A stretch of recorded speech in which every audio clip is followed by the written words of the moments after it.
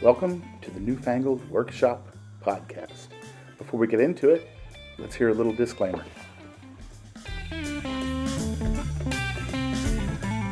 The views expressed here are those of the participants and do not reflect the views of the United States Military Academy, the United States Army, or the Department of Defense.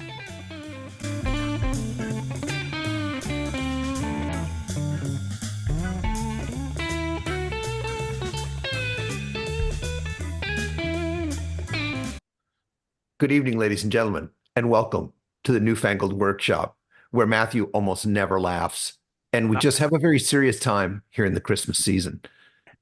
Here in northern New York, we think about things. We think about things like Christmas. It's snowy outside, it's quiet, the pine trees are celebrating the season, and we'd like to welcome you to our happy space. In this happy space today, we'll be discussing gifts that you might give to other people. We're not going to be discussing gifts that we got because, well, that might lead down a road that none of us want to go down. So, Matthew, how's your Christmas season been? My Christmas season has been excellent. I went ahead and got my grading done. My grades are in. My students were happy. Everybody was able to leave campus safely. I was very excited about the end of the semester. And then the last week or so, I was spending a lot of time with friends and family and doing some baking, maybe overeating just a tiny little bit this time of year. That happens a little bit. Otherwise, you can't have a resolution in January. So you have to do the pre-work. If you want to do the bonus work, you have to do the pre-work. So, Matthew, I got to ask you a question. Yeah. As a fellow Canvas user in the university setting, do you feel like you're so happy that Canvas was there to help you complete the semester, or do you actually do an elbow drop like, yes, I have defeated Canvas once again when the semester's finished? Okay, you've asked an honest question. I'll give you an honest answer. There's a button in the gradebook that says download, and then you click the download export button and you export it to Excel, and then you do all your work there. And then because my learning management system isn't tied to the student information system, I then need to manually type in from my Excel spreadsheet the student's grades. And then he declares, I, the Lord of Grades, have overcome Canvas once again. Correct. And then I save my Excel file in case I ever need it as backup. But yes, I use the export to Excel button is very useful. Thank God for Canvas. I guess that's what we'll all just say. Thank God for Canvas. So you had a good holiday season spent mostly around the ranch there. Yes. Trish and I have been in a little bit of recovery mode. We had a little bit of the ick there in late November, and so the house got away from us a little bit, and so we've also been able to recover some of the rooms in our house that became unusable. So, that never happens when grading sets in at the end of the semester. I suffer from something. So sometimes in the academic world, there's this thing called all but dissertation. You can be ABD. Trish and I believe in something called ABG, anything but grading.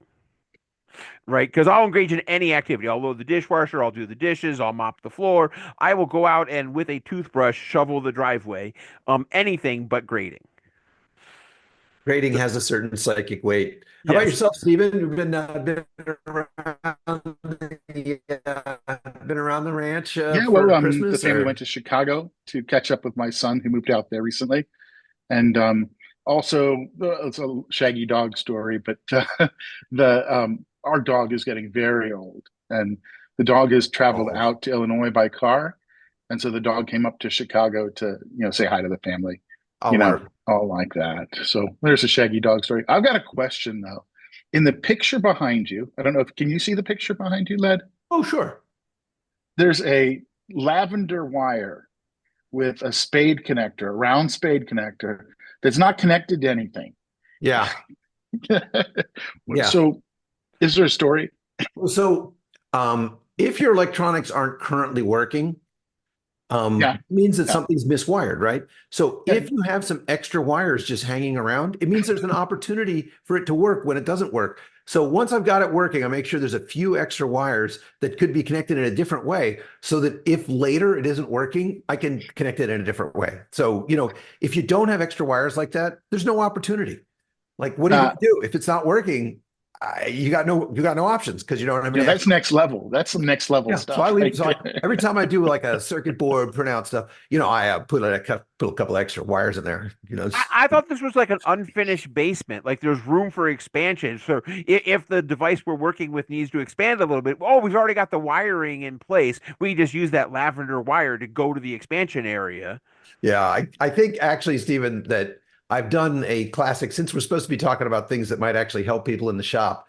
I think this is a classic case where I was unable to see what the hell I'm doing. And so I stuck the cell phone into the confined space and probably shot 15 pictures. And one of the pictures actually showed what I needed to repair, which was the loose wire.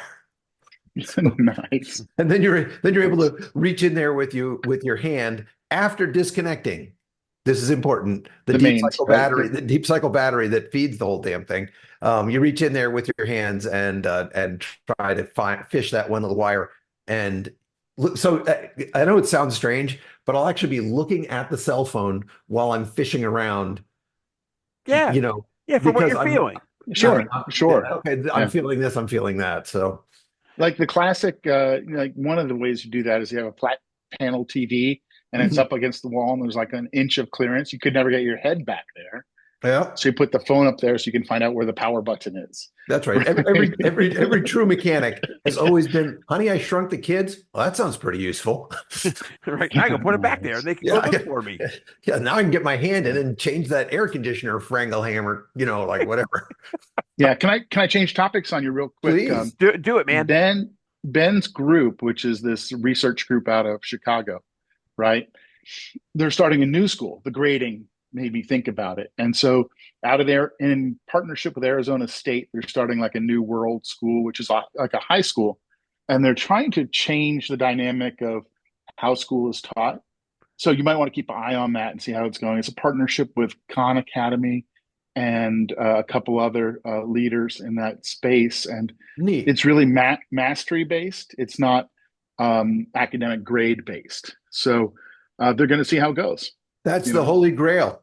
The Holy Grail is a standards-based system for student evaluation where I am not grading students against other students, but instead against a standard which we all agree to at the beginning of the semester. Like that's the dream. At least, and maybe that's an engineering viewpoint, but that's my dream. yeah. So if you're interested, follow it or give Ben a call, and you can talk about how it's going. And it's sponsored by a bunch of people that can sponsor things. Oh, good, good, Right. good. Meaning not the newfangled workshop endowment. Yeah. No. Exactly. Exactly. When we say that we're going to endow a chair, what we actually mean is a chair, right? Like Right. something you can sit in. We're building it in the basement. Yeah, yeah. We'll ship it out less than a truckload. It'll be okay, right? We'll send you a chair. That's right. That's right. Yes, nice. So We we, we Led, think you about wanted to doing a distinguished chair, but we decided just extinguished was all the best we could do. Like, right, and that means that while we were building it, we had to use the fire extinguisher yeah, to solve. that's Um, exactly right. so Led, you wanted to talk about, I think last episode we talked about presents we might make for other people in the shop, and Yeah. that was a reasonable episode. I don't think it was our best work that we've done, but it was a very good episode. But today you want to talk about if we were to gift somebody something from the Amazon store, or if we were to, Yeah. like we went, but we didn't put any parameters around this, so there was no budget, there was no like No. constraints or Just anything what do you like that. send? What do you send in somebody who's maybe even been a tool user for a while? And I've been surprised by a couple things that I thought would have been shop basics that people didn't have, and then I was also surprised to receive sometimes some things that I would have thought as a longtime carpenter I would have known all about.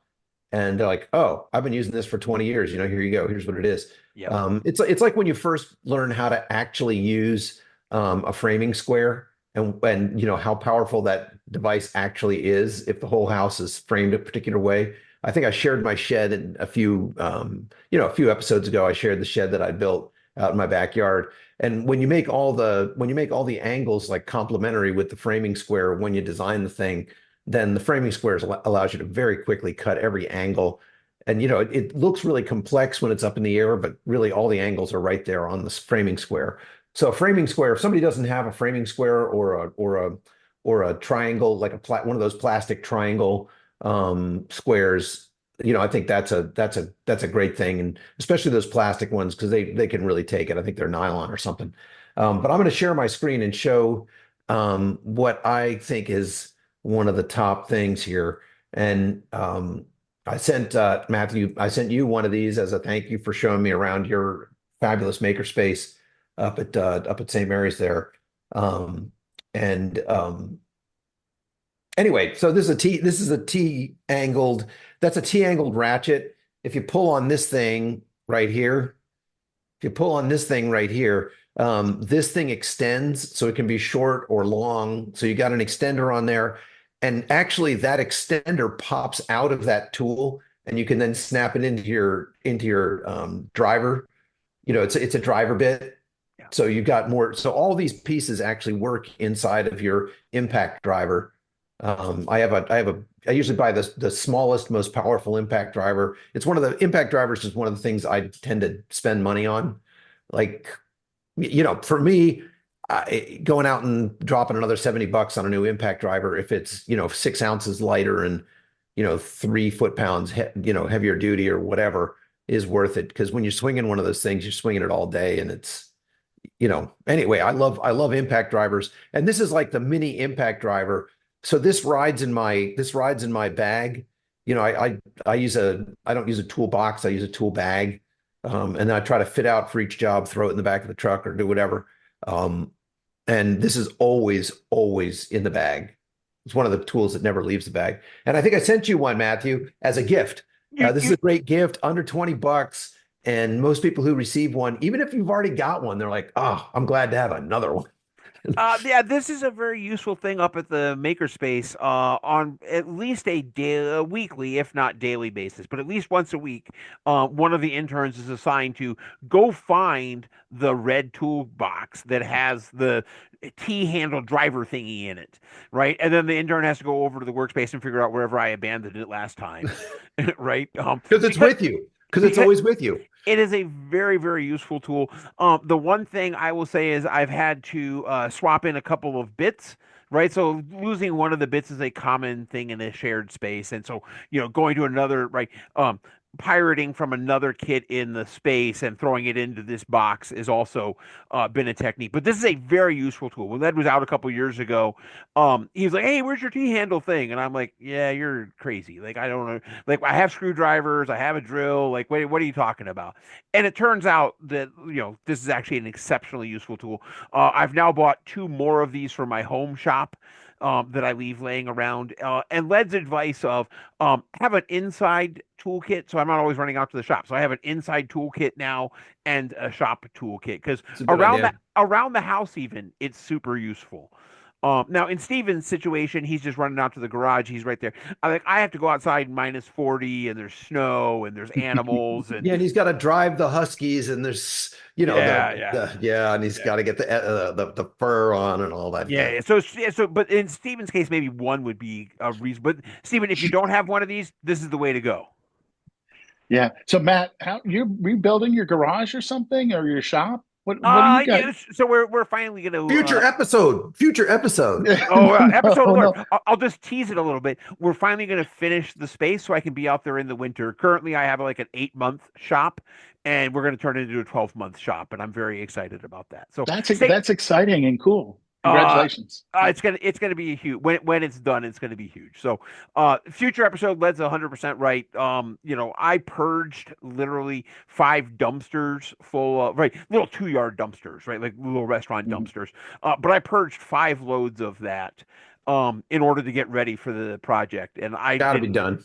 but 20 years worth of accumulation. It turns out I have a little bit of our father in me. I had a hard time throwing away little pieces of wood that were like this big. I'm like, I could use that someday. That could be useful. And so the amount of burn that I also had to do. So dumpsters and then also the burn pile. So Yeah, Stephen, do you have one of these? I do not have one of these. you've got to be I kidding have me. similar. I have the Craftsman one. You want me to share and show you what I have? Yeah, sure. Let's stop Uh, sharing here. let's see.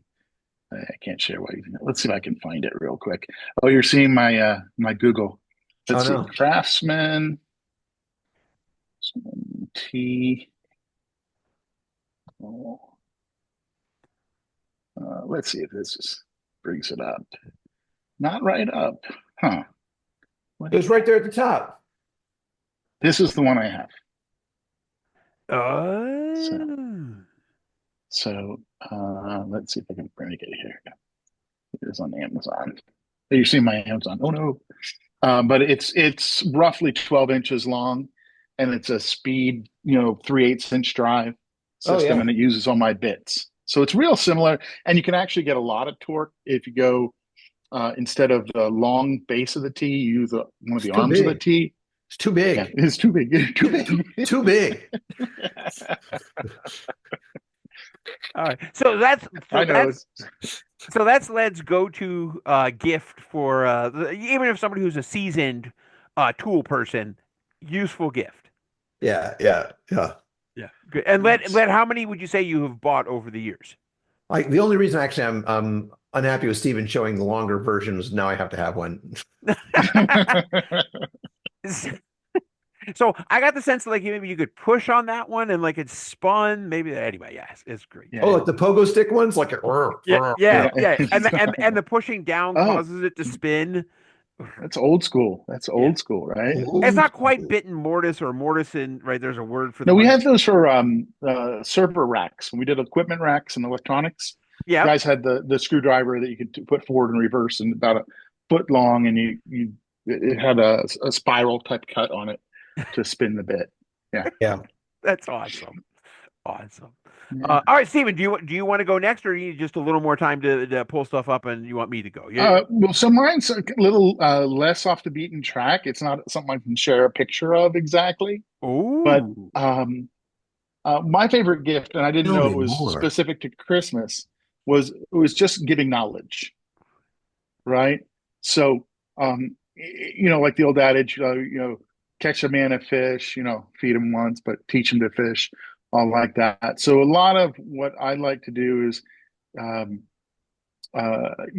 give people things that they can learn more with. So, articles and one of my favorites is master class. So, somebody actually gave me, and I know I'm not allowed to talk about it, a year-long subscription to Masterclass. That's probably one of my favorite things that I've received, and I know it was Oh, more about giving, but it's like they had a master class on SEER, which is the search and rescue type stuff. If you get a bit out in the woods, I they have had a to do master that. I have to do class. that training yearly. Yeah, and they had a master class on certain types of cooking and certain types of woodworking or 3D printing, and you could just Oh, watch like high end essentially masters give a short class on that. So wow. I That think sounds that super. go ahead, Matt. the one that I'm super interested in, the marketing has me convinced I really want to watch. Apparently, Aaron Sorkin has one on screenwriting. Right, there's a right in the masterclass catalog. Aaron Sorkin has a masterclass on writing drama for television and movies. And I think that Mhm. would just be super fascinating to hear him talk about his process. What was your favorite class, Stephen? Yeah, good question. Oh, it was the SEER class. It was the this lady was a Air Force special forces person, and she taught about the basics of what you should do if you get lost in the wilderness with no hope of rescue, right? And the priority is a lot different than what you would think of intuitively. You'd think food and water and shelter, right? And that is not the number one priority. Number one priority is signaling, right?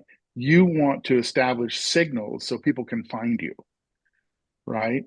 It's much more important than you can go days without food and water, but Uh, um, anyhow. So back back back this in the what day, she was teaching.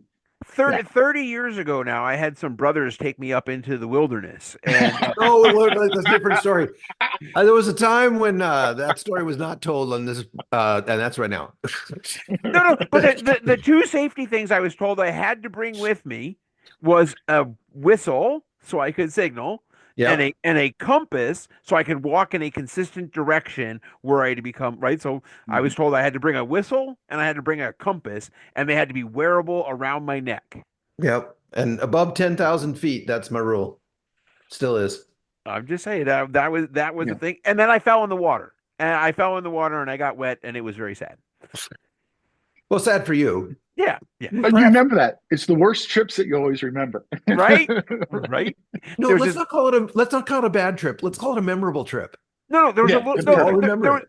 there was a little nubby on the on the log we were walking across, and I tripped on that. It was a very bad trip, but I had a great time on the adventure. It was a great adventure. It Yeah. was a great adventure. We should Okay, go so again. We should go again sometime. Stephen, I do find just to paraphrase back to you, I do find or mirror back to you, I find you to be an exceptionally well versed resource when I come up against something that I'm not familiar with. That's true. Um, you and Led are some of my first phone calls for like, hey, I'm going to pour some epoxy. Are there different types of epoxy? Should I care about deep pour epoxy versus just skin coat epoxy? Right? Is 5 minute epoxy versus 5 month epoxy? Or is that a thing? And if I don't know, AI is great. Chat GPT, Claude, whoever you happen to use. I'm not endorsing anybody, but I find Steven to be an exceptionally useful AI engine. Yeah. Perfect. Well, But thank you. That's a big compliment. Yeah. yeah, that's the thing about the master classes, right? You can't beat a guy who's done it before, Right. right? Like if you pulled, it's like I had to pull the whole front fender. It turns out you can't change headlights in a Subaru Outback from 2012 without pulling the entire front end of the car off. And being Yep. able to go on YouTube and have somebody who's done it, half a dozen times, talk you through how to pull the whole front cowling off the stupid car. It makes having to change the headlights at least bearable, right? Yeah. Instead of you're trying to fish in through like some crazy back through the battery and your hands are bleeding and you get the headlight in there wrong when you're done anyway. Yeah. You Instead, strip 3 screws in the process. exactly. Your little red handle thing doesn't fit exactly right. Right. Now, Or you're saying to yourself, this cannot be possibly right. It cannot possibly be true that to change the headlights, just to change the bulbs in the headlights, I have to pull the entire front cowling.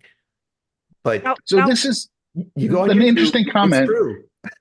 An interesting comment, and Matt, I'll just jump in please, front of you for one sec, please, No, no, please. is please. that we're talking about learning a little bit here, right? Learning to take off the front end of the Subaru and things like that. And Matt learning when he's talking to Led or me about advice about something. It's interesting to me that in order to learn, our brains have to be open to learning, right? And both those examples that you guys gave were like, I need that knowledge to complete this task, right? And so there's some wisdom in there Mhm. in how we approach that and how we open up our minds and others' minds to learning, right? Do you think you spend more or less time as you get older hitting your head on a problem before seeking resources? I think I've I become, spend less.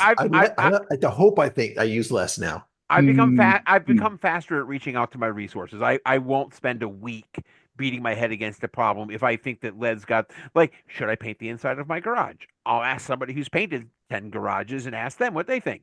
Right? I'm not going to I did spend zero time researching and knew I could find my answer. Yeah. Thanks, Matt. That's kind of you to say. So, Led, Well, I'm gonna say something. So I'm intrigued by the headlight. It sounds like this was a whole operation and taking the cowling off, and it was more mhm, than a mhm. 2 hour project. And I'm gonna suggest I think I've heard of this company called KC Lights or something like that. There's these little like octopus lights, like we would have been on Speed Buggy back in the day, and we could have just like mounted a couple of those. Oh, now you're talking like a Scooby-Doo dune buggy kind of look on my Ex Outback there. Yeah, Yeah, yeah, that speed I've buggy, and never. put a couple of those on the hood, and I think you could have wired those up into the system, right? That could have been a solution.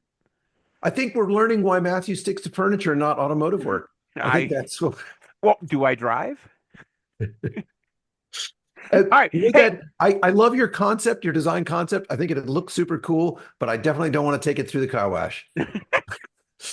well, now, okay, that's a whole nother conversation. I'm gonna go ahead and share my screen. I'm gonna jump in line. I think Oh, Matt's item. here we go. Okay, here we go. So here's what I went with for my idea. If I can push the button here, I think I can push the button. So there was Led's thing. He was having some challenges. I went ahead. I just went with some very simple triangular pencils. I love these out in the shop. They're a little thicker. Ooh. They're a little thicker. They're triangular, and they have a soft coating on them, so they feel nice in your hand. The lead's a little thicker. And so, like, I can leave a nice bold line that I see easily. But so this is one of the very first things that came to mind when Led suggested it is the triangular pencils. Well, no, click on one of the other views. What do you mean triangular pencil? Triangular pencils. See, so they won't roll across the desk. They actually have a triangle instead of a circle. And so when you throw them Nope. across the desk, they slow down. Oh, so the barrel is a triangle. Correct. And it also makes it easier to grab onto. Instead of like the six-sided, it's only a three-sided. And you buy these by the case of 72, I see. You can, or you can just get it. The 12 pack over here is also available. I was trying to figure out the cost savings is, 50 cents a pencil versus 70 cents a pencil if you buy in bulk. But I also have gotten these for the makerspace, and the users of the makerspace very much appreciate them. My theme, if Steven's theme was um, that we wanted to learn. Mine is take something that you see as ordinary and get a nicer version of it for them. So here's a second thing that I pulled up, which was a marking knife. And I think Mhm. getting a marking knife, if you want to get a marking knife, this is a much better way to define lines if you're going to do chiseling or if you're going to do fine dovetailing. If you need to mark your piece, the pencil can never actually get against the edge of the rule. And so the pencil lead as soon as you start drawing, the pencil lead deforms itself and comes off of the line you're trying to strike. With these one-sided dual bevel marking knives, you can actually score the wood, and that actually starts the cut. So when you put your dovetail saw on, or if you put your chisel, it actually gives it a place to register against because you've used a marking knife to make your thing. But $30, maybe people aren't going to buy a marking knife for themselves. Instead, buy them a very nice marking knife. Is the second thing. And the third thing that I wanted to put out there, if I can get to it, is this a cabinet scraper. Get yourself a nice heavy gauge cabinet scraper. Wait, These, wait, we're talking about things you're buying for other people. yes, that's what I'm saying. I should So buy it for myself. I should no, buy my. no, no. You should buy this So for Stephen, Steven. Stephen, I'm going to buy you one, and you buy me one, and then we'll both invent it as a gift. Okay, perfect. Stephen Perfect. would love one of these. These would be great for his epoxy work that he does. Led, these would be great when you just want to like take off the edge of a 2x4. This is spectacular when you're doing that carpentry kind of work. So, are you guys both familiar with these? No, I don't know. I don't know what I'm looking at here. This is a square piece of metal that you take a burnishing iron. The burnishing iron is down here. This is a burnishing iron for it, and you put a small hook on the edge of the surface. So this surface comes pre-surfaced. One of the reasons I like this model as a gift is the person doesn't have to prepare the edges the first time. And it's got a small hook on the edge, and you hold it in your thumb. You hold it with your fingers and your thumbs. You push with your thumbs, and you hold the card scraper at an angle, and it works like a plane or it removes a very small amount of material as you run it back and forth. And this is great for getting down into corners. They're great for removing glue on the inside of a glue up where it looks like this. And you have to get to the inside bit right here. These are great for getting down into that detail. But that hook on the edge makes it run, and you can pull ribbons of wood off as you're smoothing a surface. Hmm. These are spectacular. Once you've used it for, X number of projects, you do have to resharpen it, and the sharpening process takes about 3 or 4 minutes. You put it in a vise, use a single mill file, and then you use a burnisher to hook over the edge. And depending on how you hold the burnisher, it can be more or less aggressive. And then you have to find the right angle. The first couple of times you don't find it quite right, but once you find the sweet spot, you're golden. Now, the downside is they get hot because of the friction. It's a little piece of steel. As you're taking off the wood, the piece of metal starts to heat up, and your thumbs start to suffer from the heat that you're building into the steel. So, what a lot of people do is just slap a refrigerator magnet on the back to protect their fingers from the heat. Wow. So that was this, and then the final thing was just Led's. I was looking at the same thing. Led wanted to take the picture. I thought I would show off Amazon and be like, "Hey, Amazon." So, but I think my theme would be find something that you think is useful. The person might already have one, but get them a slightly nicer version because they won't splurge on themselves. A nicer pencil, a nicer marking knife, a card scraper. You don't have to spend $700 to get something that will be very useful in the shop for someone.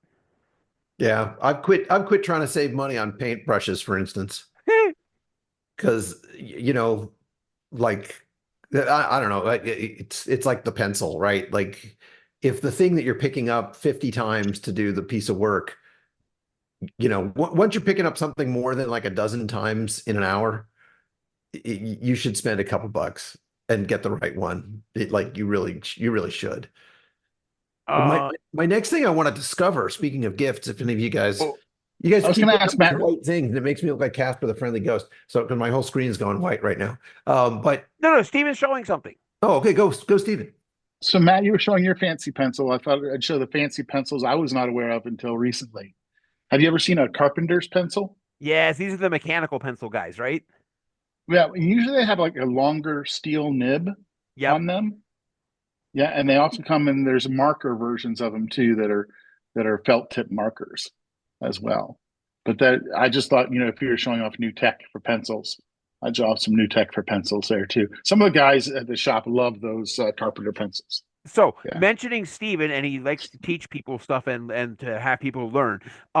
Adam Savage actually has a number of videos now on his favorite cheapo pencil. Right, he likes the Papermate little yellow guy with the eraser, and I guess the company that makes them just swapped out the mold, and he doesn't like the new molds as well, so he likes the old ones.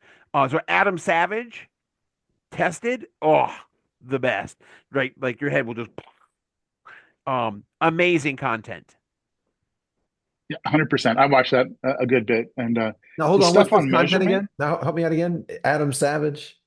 Tested. Adam Savage tested, and he's one Okay. of the guys from MythBusters. Yeah, I know who Adam Savage is, sure, but So I he's didn't know got his about the own show. channel where he talks about his work process and answers viewer questions. And Neat. he did a follow up to the Papermate thing. A bunch of his users sent him piles of Papermate pencils from around their shop because he was upset that his supply was going to run out. And so then his user base sent him piles. So he's holding up like bags of hundreds of them, saying, "Oh, Jimmy Joe Bob sent me this." I only have one thing to say about that, and that's Hagoromo. Who the hada? Hagoromo. Hagoromo, so it's a type of chalk that is preferred by STEM professors. And there was some danger that Hagoromo was going to go out of business, and there was a general panic in the mathematics and engineering teaching community over the loss of these because they use just the perfect amount of wax in their. I mean, it's like writing with silk. It's just beautiful. And so the idea that the Hagoromo would not have been available sent people into a panic. And they started hoarding. There was some of that. I'm sorry to say, yes. You remember about a decade ago, Hostess was in danger, right? And people were worried they wouldn't be able to get Twinkies anymore. There was some Yeah. concern. Well, we all know you can store a Twinkie for a No, essentially no, indefinite amount of no, time. no. That's not true. That is not true. False. No.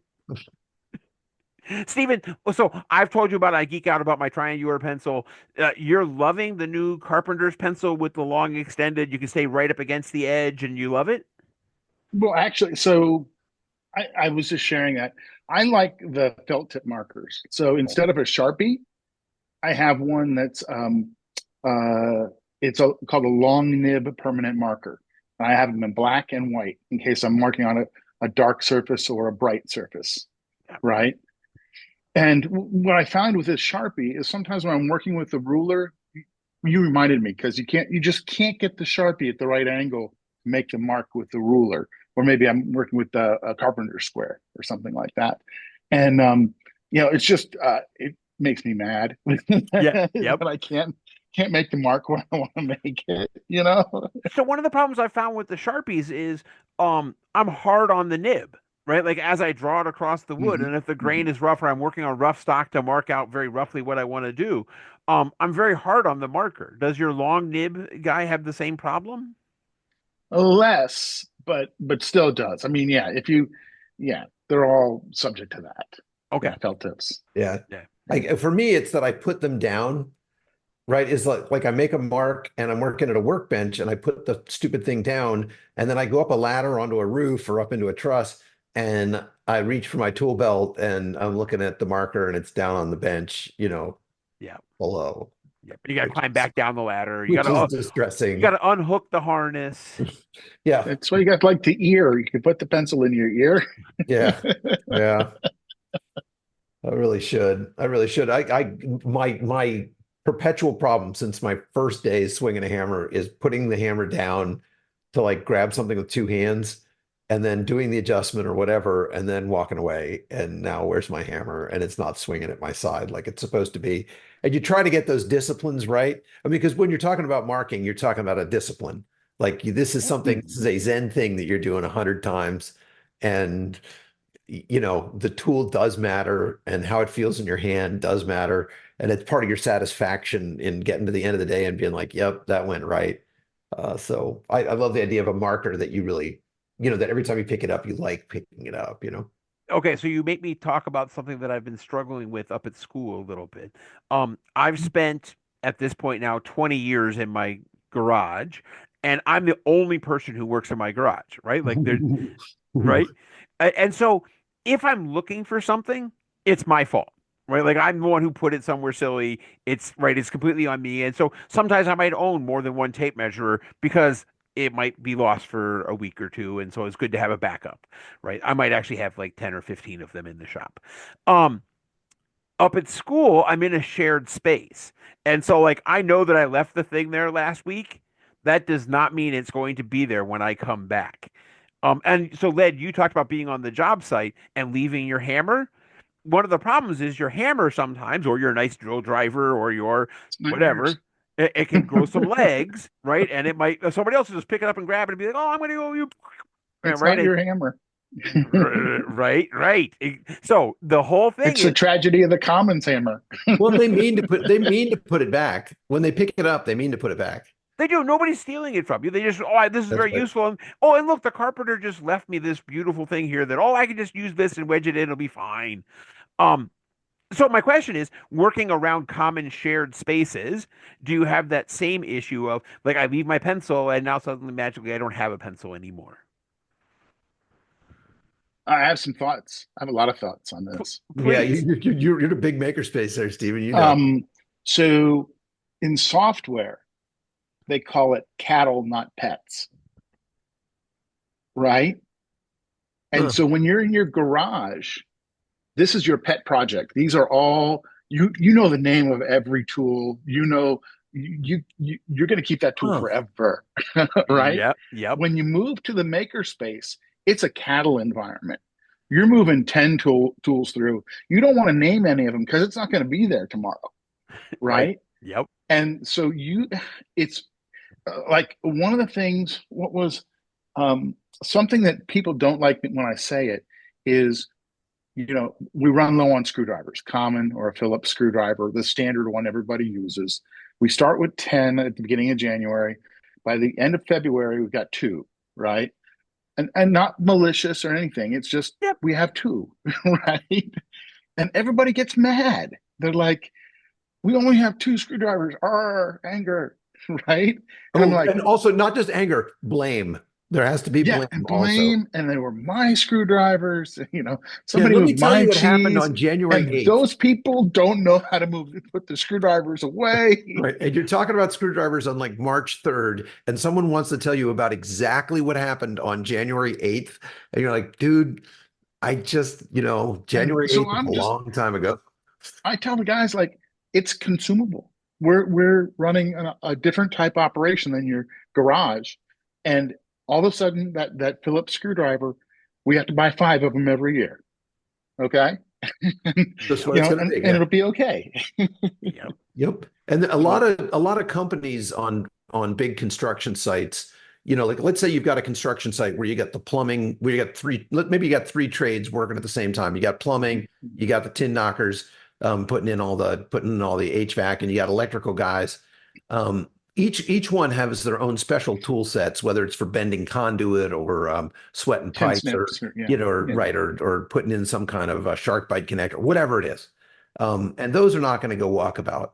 But all three of those trades, they all use impact drivers. They all use Sharpie markers. They're all using Phillips heads and whatever.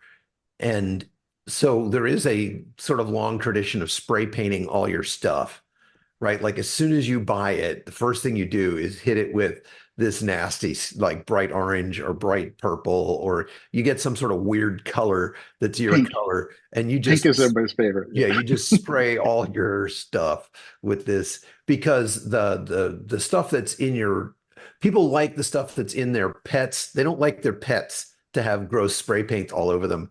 But I remember during deer season once outside of Roanoke, Virginia, driving up Route 81, and someone had gone out with International Safety Orange spray paint and had written cow, not deer, do not shoot, like on their cows with the orange paint, because they were spray painting the cow because the cow was in real danger. And these are dairy animals. Sure, sure. Because they're deer hunters were out there looking for deer. And so, I want to bring you full circle on something, Led. right. So you But that's not a mentioned pet. You're not going to spray paint your pet, right, Stephen? no, I don't need to spray paint the stuff in my garage. It's good. So Led, you've talked about impact drivers and your passion for those, and I wanted to call you out on something. You said you were going to take the stuff out of your T wrench and throw it in your impact driver. Yeah. And I thought that was a no-no. We have to get like the Oh, special you bust fin. it right off. You could break it right off doing that. Oh, well, that's all a matter of opinion, Operator, right? that's operator error too. So one of the things that's interesting about buying bits, especially, is that there's a big difference between 1035 and 1088 steel. Whether you're talking about tool steel or a soft structural steel, and then you can heat treat that steel to get an austenitic steel or a martensitic steel. And then if you use it in the wrong way and get it too hot, you can end up annealing it and whatever. My point is that if you pick up three drill bits, they can be extremely different, and they look Oh, identical, and maybe they're even from the same manufacturer. But if they're being manufactured directly from recycled steel, um, then maybe you don't even know the carbon content. Maybe the manufacturer doesn't even know what the carbon content of the steel they're using is, and they just spin them out, spit them out, and they sit there in the box and cool themselves. Or maybe they're bringing them up to temperature and dipping them right. So in terms of driver bits, I don't know what you're getting until you start buying the really high end stuff. You're kind of getting a random sample there. I want to hear Steven has an opinion on this topic. Can I just take my regular drill bit and throw it in my impact driver? yeah, you can. You might bust it. That's my point. You might bust it. And what are your thoughts, brother? You seem to have some ideas. Well, I mean, right, lead's not wrong. Lead's not wrong. There's a bunch of metallurgy that goes into, we talked about different kinds of bits though. So there's drill bits, there are screwdriver bits, there are hex bits, there are drivers, there are sockets. I saw sockets on there. Oh, I've So I broken wasn't I've quite broken plenty of tracking. sockets. Yeah, I wasn't quite tracking exactly what you were going after, Matt. But um, obviously, an impact socket is a very specific tool that's made for a strong steel, so that it can take many foot-pounds of torque, right? And that's probably on one end of the spectrum, and Led was describing the other end of the spectrum. And so that's one aspect, is sort of like the toughness. The other aspect is the sharpness of the tool, right? I mean, when you pick up a drill bit or a chisel or anything in a common shop, you don't know what you're getting into, right? Yeah. So when the guys in my shop have work that they want to be done with quality, they'll bring their own bits, right? They won't get random bits. So they'll bring mill bits for the Bridgeport or the milling center or whatever. They'll bring their own router bits for the router or their own uh, drill bits or chisels if they're Yeah. doing some Now, sort of woodworking. I do not bring my home drill bits with me to a student job site. okay, so Steven mentioned a Hmm. magic word I that I want. don't. You want to talk about the metal guys? Let's talk about the chisel guys, right? The guy, Oh. right? The different hardnesses of the steel that That's you're a whole getting. nother show, Matthew. As I'm calling timeout. That's a whole nother show. the And if you sharp, want to talk about those guys, we got to start with a recipe for bourbon because yeah, you got it, brother. because You got because it. because that is a that The you can chisels. definitely cross over from craftsman to completely mental. Yes, yes. I no. So, Stephen, what I was getting after is when I go buy my Milwaukee impact driver and drill driver set. So I got two tools in the bag, and one of them is the impact driver, Hmm. and one of Hmm. them is a regular drill. They Hmm. sell different little bit sets, and they have these tiny little shafts on them for the impact driver stuff, right? So that as you're driving in, Hmm. and they want to sell you two different things. They want to sell you the regular drill driver set, and they want to sell you the impact set designed to handle the smash, smash, smash. Yeah, yes, they do. Yeah, yeah. I'm just saying And that's there's an adapter that you can run the impact bits in your driver drill. yeah, That's right. That's right. And they want to sell you, which I wanted it not to be something I wanted. They sell you the drill bit that's actually integrated with the impact driver, um, you know, head. head, yeah, that snaps in there, and like, they're $5 per drill bit. And I wanted it not to be better. It's way better. They're they're way better. So I'm like, darn it. Like Ah, I remember our father, um, who I still think about often. And isn't that the finest mark of a life well spent, that people think of you after your past? Um, but he would always say one of the problems is you might try lobster and like it, because then from then on you're going to want lobster. And just a crab cake isn't going to be what you want, so I think there is a piece of that sometimes we do have to just grab the HDX, 40 cent driver set. And, if we break a couple of them, at least I got all the sizes I need, okay, so right? Whereas, I'm gonna go on one rant led to go with you, and then I think all we're right, close. all So right. you ready? There is one tool brand that I will not purchase because I only am so rich, right? Um, Festool is amazing. I wish And they didn't. That's what I'm saying. I wish that stuff wasn't so great. but even stuff like just their stupid router, right? Not even the domino or not their multifunction tables. You say stupid, but we all know the truth about that router. That if The router good, is 10 times better than the other routers, right? Like the sander is 10 so I won't touch it because I know I'll just be done. Right? I won't ever be able to finish my garage because I will spend all of my money on sustainers, right? yeah, yeah. And it's over. This $8 sanding pad, Right? I can get a much better finish in half the time, but it's an $8 sanding pad, so no, Yep. I'm going to buy the 80-cent sanding pads and spend twice as much time to get half as good a finish. Right, exactly. But I only had to go through five of them. So I only spent $4 because I used five of the $8 or 80-cent ones. I never had to buy Yeah, the $8 one. You it's guys are true. awesome. I want It's you to know how much I enjoy spending time with you guys on this podcast. Our viewership is up just a tiny little bit. Welcome to all the new viewers, but I enjoy our time together on the show. Yeah, yeah. And if you want to endow an extinguisher chair, there's an 800 number that will flash on your screen. And Ben made an appearance on the podcast, right? So our viewers are familiar with Ben. That's right. Well, let me close us out in this holiday season from here in Northern New York, and just say to all our viewers out there, I hope you have a great 2025. I hope 2024 has been everything you hoped for. And to my brothers, straight from my heart, I love you both. I love my whole family. And, with that, Merry Christmas. Okay, I left a long enough pause. Len, you have to do the Jerry Springer wrap up. Where are the bouncers? Where are we talking? We got to throw some trash around now, right? There's got to. Who's got the folding chair Wait, where coming is off the it? turnbuckle? Where is it?